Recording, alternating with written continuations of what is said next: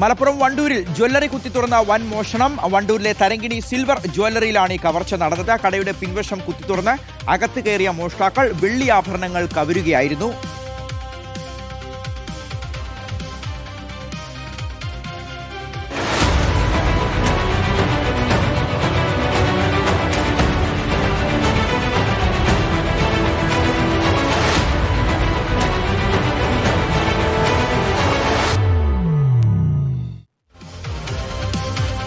Zonal കൃഷ്ണയാണ് വിവരങ്ങൾ നൽകാനുള്ളത്. സോണല, CCTV ദൃശ്യങ്ങൾ കണ്ടുകൊണ്ടിരിക്കുകയാണ്. വിദഗ്ധരായ മോഷ്ടാക്കളാണ്. അപ്പോൾ കൃത്യമായി പ്ലാൻ ചെയ്ത് വന്നതാണെന്ന് തന്നെ മനസ്സിലാക്കണം. പോലീസിനെ മോഷ്ടാക്കളെ കുറിച്ച് വിവരം ലഭിച്ചിട്ടുണ്ടോ? ഏറ്റവും പ്രധാനപ്പെട്ട ഒരു ടൗൺ ഏരിയയിലല്ലേ ഈ ഒരു കട? ഇന്ന് പുലർച്ചയോട് കൂടിയിട്ടാണ് വണ്ടൂരിലെ തരങ്കിണി സിൽവർ ജ്വല്ലറിയിൽ കവർച്ച നടക്കുന്നത്. രാവിലെ പതിവ് പോലെ ഉടമ ഈ ജ്വല്ലറി തുറക്കാൻ വേണ്ടി രാവിലെ എത്തുന്ന സമയത്താണ് ഈ കവർച്ച നടന്നിട്ടുള്ള വിവരം അറിയുന്നത്. ഉടൻ തന്നെ വണ്ടൂർ പോലീസിൽ വിവരം അറിയിക്കുകയും പോലീസ് എത്തി കൃത്യമായ പരിശോധന നടത്തുകയും ചെയ്തു. അതിൽ കണ്ട കാഴ്ച എന്ന് പറയുന്നത് ജ്വല്ലറിയുടെ പിറകുവശത്തെ മതിൽ പൊളിച്ചുകൊണ്ടാണ് മോഷ്ടാവ് ഇതിനകത്തേക്ക് കയറിയിട്ടുള്ളത്.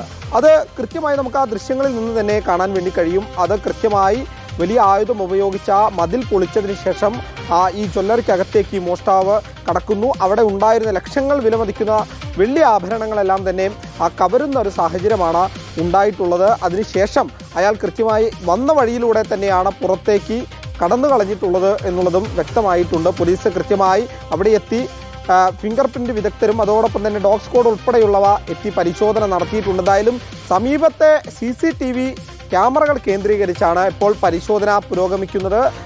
കൃത്യമായി പ്രതി ആരാണ് എന്നുള്ള ചില സൂചനകൾ വണ്ടൂർ പോലീസിന് ലഭിച്ചിട്ടുണ്ട്. എന്തായാലും എത്രയും പെട്ടെന്ന് ഈ പ്രതിയെ പിടികൂടാൻ കഴിയുമെന്നുള്ളത് തന്നെയാണ് പോലീസിനെ സംബന്ധിച്ച് അറിയിക്കുന്ന പ്രധാനപ്പെട്ട വിവരം. എന്തായാലും ഉടമയ്ക്ക് ലക്ഷങ്ങളുടെ നഷ്ടമാണ് ഉണ്ടായിട്ടുള്ളത്. എത്രയും പെട്ടെന്ന് ഈ പ്രതിയെ പിടികൂടി ആ നഷ്ടം ദൂരീകരിക്കണം എന്നുള്ളത് തന്നെയാണ് ഈ ഉടമയുടെയും പ്രധാനപ്പെട്ട ആവശ്യം. കാരണം വെള്ളി ആഭരണങ്ങളാണ്, ലക്ഷങ്ങൾ വിലമതിക്കുന്ന ആഭരണങ്ങൾ ആ ജ്വല്ലറിക്കകത്തുണ്ടായിരുന്നു എന്നുള്ളതാണ് ഉടമ പറയുന്നത്. എന്തായാലും പെട്ടെന്ന് തന്നെ ഈ